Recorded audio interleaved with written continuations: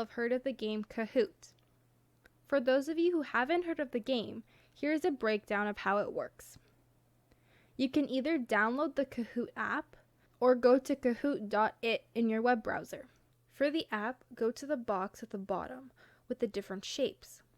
Click on it, and your leader will provide you with a 6-digit code to punch in. The same thing will happen with the web version. The only difference is, once you enter in kahoot.it, the page that requires the code will show up, and you just input the 6-digit code.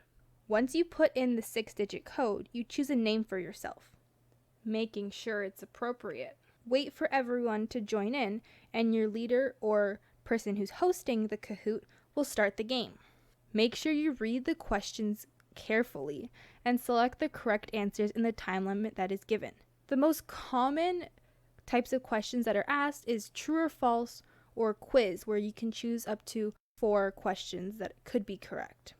The rest is included in premium, which are type answers, puzzles, quiz plus audio, and more. The faster you answer the questions, the more points you receive. Try to be quick. Challenge your friends. Get on the leaderboard and have fun. Happy Kahooting, everyone!